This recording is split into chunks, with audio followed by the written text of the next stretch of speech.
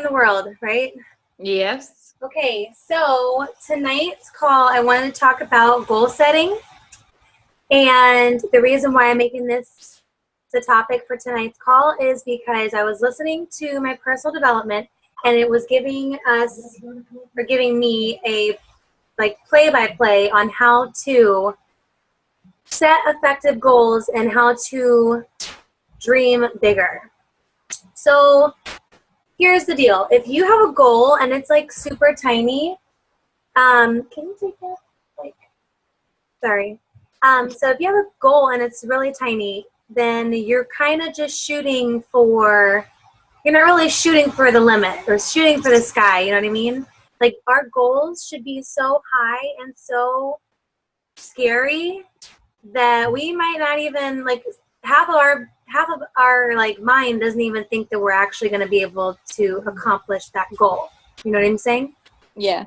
So first thing you're going to do with goal setting. Hi. Hey. Here, I can turn this a little bit. There we go. Okay, so we're talking about goals. And Maka, do you have a pen and paper? No, wait. Okay, get yourself a pen and paper because I want you to write some things down. Okay.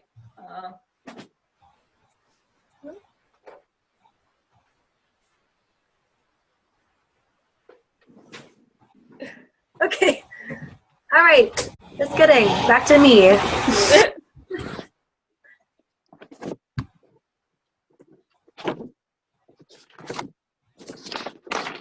Got it. All right. So first thing you want to do whenever you are shooting for a goal is you want to think about it. And you want it to be so big that, like I said, you almost don't feel like it's attainable. So what I did was I started thinking about the goals that I wanted for April, because I don't have my goals written out as like I should. So I wrote out my April goals here. And oh, wow. Yeah. I mean, I only have, for April, I have 6 goals. And then I have ways that I'm going to achieve my goals. So step number 1, think, dream big. Don't let anything hold you back. Basically, take the sky, and that's your limit. Like, just go for whatever you want, and whatever you want.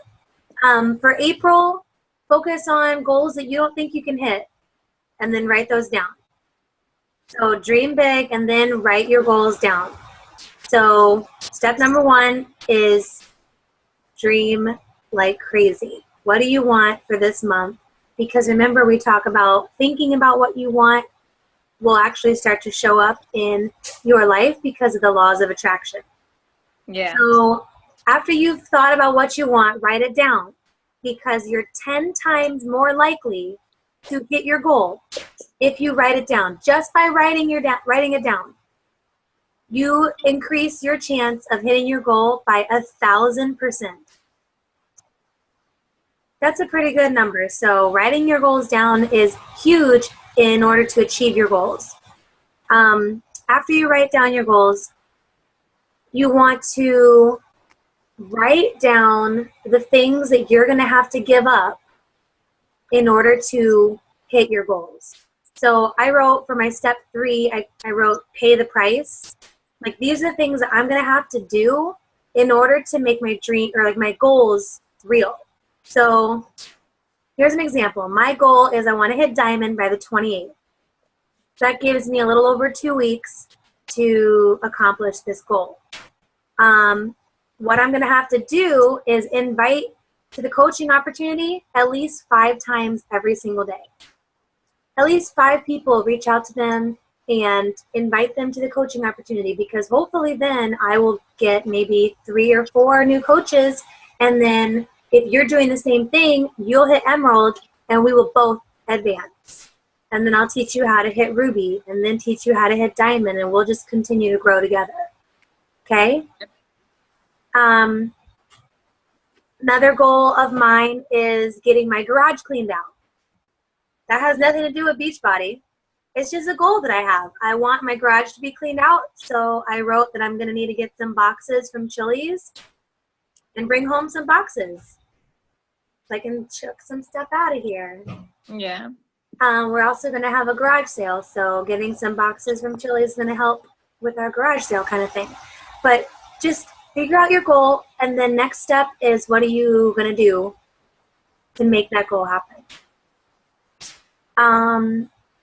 Step number 4 is where I've stopped because this team call is happening. So I'm going to go on to step number 4 after the team call. But step number 4 is creating a detailed plan. So we figured out what we want. We figured out what we're going to have to give up. And now we have to figure out a plan. So for me to get to Diamond by the 28th, I'm going to need to recruit like 4 or 5 coaches. So that's part of my plan. I need the details. I need the details on what side I'm going to have to put my coaches, on my right or my left. You know what I mean? Yeah. So creating a plan of action that you can see that directly reflects with our goals, that's how they're going to happen. Another thing that he, in the book, Change Your Thinking, Change Your Life by Bryan Tracy, another thing he talked about was thinking about your goals all day, every day. Like having them, like if you need to put it on your mirror in your bathroom, or if you need to save it on your phone as your screensaver, just whatever it is that you are trying to accomplish, the more that you think about it, the more that your universe, the connection between you and the universe is going to bring it together. So for me, I have a little like long-term goal that I have is to have my last baby, and after we have our last baby, we're going to get a new puppy. I already have this picture in my mind of what it's going to look like with my new baby and my puppy, and like pictures that we're going to take, and like I already have it envisioned in my mind. You know what I mean? Yeah. And the reason why I'm talking about that is because I just watched half of the movie. You remember the movie The Secret? Yeah. That she talked about? Yeah. Okay, well, we found it online. What? Yeah. We found Oh my God. I know, we're going to have like a girls' night. Yes. It's a documentary. It's not like a movie. Movie. Yeah. But it's still awesome. So I watched half of it, and basically whatever you think about comes to you. So if you think about negativity, if you think about the fact that you're not doing good at something, if you think that you're not like gonna find challengers, then that's exactly what's gonna happen. You have to have the mindset that the things that you want are gonna happen. So you really have to take control of your mind. Like that's the biggest step to success in this business and in any business, in any form of passion that you have in your life. In order to really control your goals, you have to control your mind. Because you know, just like in fitness, your mind tells your body what to do. So if you're working out and your mind is thinking, oh my gosh, this is too hard, this is too tough, I can't do it, then you are most likely going to give up. But if your mind is saying, okay, we're almost done, this is where the change is happening, this feels good, it burns so good, then you're going to finish it out strong. So taking control of our mind is going to be huge in all aspects of our life, not just in Beachbody, not just in business, but in the whole realm of our life.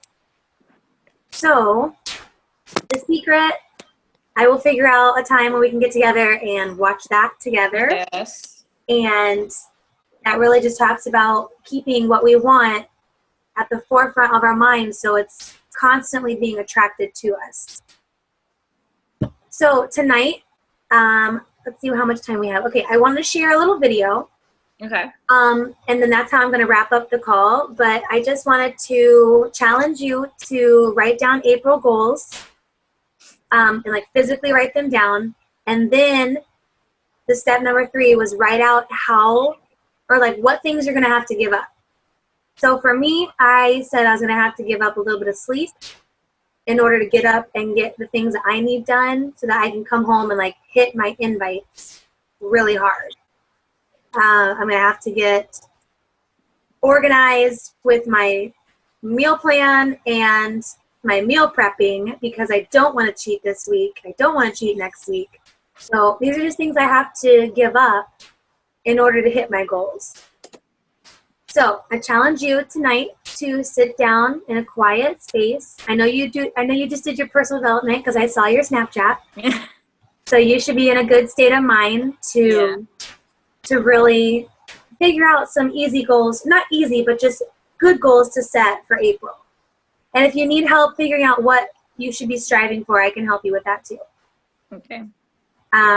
Okay, so I'm going to share my screen because I have a 7-minute YouTube video that I want to share. So let me just pull it up right here. And I found this video while watching one of Scotty Hobbs' one of his trainings. So Scotty Hobbs is a superstar Beachbody coach, and he has a great YouTube channel full of awesomeness. So I found this on his channel, so I'm just going to share it and tell me if you can hear it. Okay. Johnson, put your hands together, guys. Is it good? Yeah. Every day I'm chasing. Every day the way I operate is totally different, and it's not about the product for me as much as it is about the process. And what I mean about the process saved my life. You see, my mother had me when she was 15 years old, right? Over on the east side of Atlanta, we came up in this neighborhood by the name of Kirkwood, drug dealer on every corner, gang members in the neighborhood, 2-bedroom home, 14 people, used to sleep on the floor. Got the opportunity to sleep in the bed one time out of the week. There was 6 of us in the bed, 3 at the foot, 3 in the head. And I came up with this dream pretty quick. I said, man, I want to go to the NFL because I had 8 uncles in that house, all 8 of which are still going in and out of prison. And so pretty quick, I said, man, I want to go to the NFL. So I went to my big cousin tomorrow one night. I said, man, listen, I want to go to the NFL, so we got to work for this thing. So the thing we're going to do every night, we're going to be patient, we're going to engage in consistent action. Every night, we're going to race light pole to light pole, no shooting. So every night, we would get out on the street, race light pole to light pole. One night, a coach came down the street. He signed me and my cousins up for organized sports, right? First time being in organized sports. We get in organized sports. The thing was, after practice, everybody would leave to go home. And I always had to sit on the bench and wait on my mother because she worked that way. And so when my mother would show up in the park, it would be about 10 o'clock, 10:30 at night. So I'm sitting there, and when my mother would pull up, she drove an old Regal hubcapped off the car seat, torn up, the car was all beat up. And she would pull up in the park 10:30 at night. I would jump off the bench. I would sprint over to my mother. I would say, Mom, if you don't mind, can you please sit back in your car and chill in your car? Like, I have to do some extra drills. I have to go to the NFL. So we never have to work another day in your life. And I knew my mother was hot. And every night, my mother would sit back in that car, and those car lights would hit that field. And he had a 7-year-old kid doing backpedaling drills, running sprints, running laps, chasing his dream to go to the NFL. But just beyond those car lights, I could always connect with my mother's eyes. So it made me dig a little bit deeper. It made me push myself a little bit further. It made me work a little bit harder. It created a certain level of sweat equity in what I was doing. It created a certain level of pride in what I was doing. You know why people quit? People don't have pride in what they do. You know why people stop? They're selfish, and it's just about them. When you have a bigger purpose to why you're doing what you're doing, and you want to honor the sacrifices that others have made for you, it's nothing for you to keep going when you hit adversity. If every decision and choice you make is just about you, at a certain point you're going to hit something that's a lot tougher than you. It's going to make you quit because you don't have a driving force for why you do what you do. But when I got up to the University of Tennessee, it was simple. It was simple for me to give everything I had. My freshman year, I played special teams. My sophomore season, I broke the starting lineup, had a really strong sophomore season. The summer heading into my junior year, I still remember the day where I was sitting in our film room. I was watching film on the California Bears. My defensive backs coach, Larry Slade, came in the room. He said, Inky, I got some good news for you. I dropped the click. I said, what is it? He said, man, you're projected top 30 draft pick, son. He said, all you have to do is play the next 10 football games. You're automatic multi-millionaire. I went out of the room. I called my mother and my grandmother on the freeway. I said, after this season, there will be no more struggle. I said, we would never miss another meal. I said, we would never experience another Christmas when we had to stand on the side of the curb and just be grateful. I hung it up. First football game, I went out and played great, got an interception, shut Cal down. Second game, we're playing against Air Force, got late in the game, fourth quarter, guy dropped back, he threw the ball to a receiver coming down my sideline. Me and the guy, we went head on. As soon as I hit the guy, I felt this in every breath of my body left. Body went completely limp. Fell to the ground, I blacked out. Never happened to me. When my eyes open, I'll never forget, my teammates ran over. They said, "Hey, get up, let's go." I said, "I can't. I can't move." He said, "What do you mean you can't move? Y'all locked down corner, man. We need you. Let's go." I said, "I know, man, but this time I can't move." I flipped my head up to the sky. I said, "God," I said, "surely nothing is happening in this moment that can alter my life." They got me over to the hospital. They took me back. They ran CAT scans. They brought me back into my room. And all in a 15-second time frame, the doctor came running in from the opposite side. He said, "Hey, get in there. We got to rush this guy back to emergency surgery. He's about to die." I said, "What?" He said, "Son, you have busted up subclavian artery in your chest. You're bleeding internally. We have to rush you back. Take the main vein out of your left leg, plug it into your chest in order to save your life." When I opened my eyes from recovery, the same doctor was over me. He said, "Son, have some good news and some bad news for you." I said, "You got some bad news for me?" I had to tell him I was about to die. I'm still alive. How bad can it get? I'm still here. He said, "The good news is we saved your life." I said, "Thank you, sir." He said, "The bad news is you have nerve damage in your right shoulder." I said, "Okay, cool." He said, "But son, it's a strong possibility that you probably can never play the game of football again in your life." I said, "No way." I said, "No disrespect to you, Doc, but I've been working for this ever since I was 7 years old." I said, "No disrespect to you, Doc, but you wasn't in the park with me and my mother. And I was 7 years old and she was sitting in that Beer Creek after she got done working at Wendy's. No disrespect to you, Doc, but you didn't come up in that 2-bedroom home, 14 people sleeping on the floor. No disrespect to you, Doc, but you didn't miss those meals and stay focused and never made an excuse. I never cheated. I never cheated. Like my conscience still until this day won't let me, like I can't cheat. I can't look myself in the mirror and say, "Ink, you did a good job," knowing that I cheat. I can't cheat. One of the greatest pieces of advice that my mother gave me was this: "Son, whenever you start, you make sure you finish." And the problem with the world today, people get involved with things, and if they don't like a certain person, if they don't like the process, if it's not what they thought it was, they quit. And what they don't understand about quitting becomes a habit that doesn't just affect you. Later on in life, when you get a wife, when you get some kids, when you get a family, it's going to come back to haunt you, and it will one day affect them. That is why I tell you the process is more important than the product. It's not even about the outcome for me. It's about, can you take pride in what you do as an individual, and every night when you look in the mirror, knowing that you gave everything you had to. And we have to get to the point where we're willing to impose our will on certain things. Impose your will on it. My life totally changed. And they gave me an opportunity to stop. And most people, when you give them an opportunity to stop while they're chasing something, they take advantage of it because they feel as if, "Man, why did this have to happen to me?" I felt as if, why not me? This is the perfect opportunity to use this to be a blessing to somebody else. And you know what? It's not even about me, to be truthful. It's not even about me. Now it's about repaying the people that invested in me and saw something in me when I couldn't see it in myself. At a certain point in life, it can't just be about you. And the moment that we understand that, and every day we wake up, we understand that life is a blessing and life is a gift. And if you were to check out today, how would you want to be remembered? It's bigger than you. Wow. What do you think about that? Wow, that's amazing. Yeah. Crazy. Like the first time that I watched that, I cried. Gosh. Just like having somebody who at 7 years old knew that they needed to change their life. Yeah. 14 people in one house, sleeping on the floor, nothing for Christmas, like no food to eat. It's just, he had a goal and he had a reason that was bigger than himself to keep going. And that's kind of where I wanted to just share with you, because this business is not easy. It's simple. It's very simple to do. I mean, you invite people, you do the workouts, you drink Shakeology, you talk about it, you read personal development, you go to events. Like, those things are simple. But what's not easy is remembering that our job is to go out there and help other people. It's not about us. It's bigger than us. We're supposed to just go out there and find people that need a change, people that are struggling, and understand that that's where we come from. Instead of looking at them and saying, well, these are my goals and I'm going to hit my goals, we need to be thinking about these other people and how can we help their life. Not just signing them up, it's about what happens after they sign up. What happens before they sign up. It's the quality of the relationship that we build. So,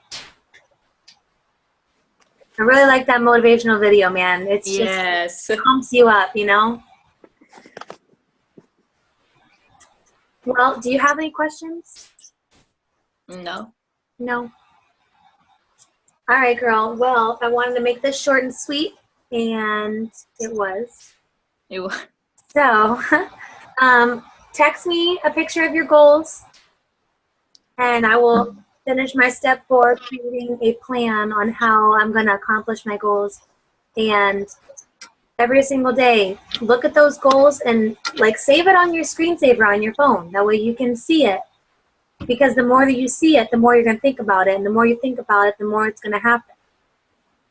The better chances are that it's going to happen and come into your life. All right? All right. All right, chica. I'll see you tomorrow. I will see you tomorrow. All right. Bye. Bye.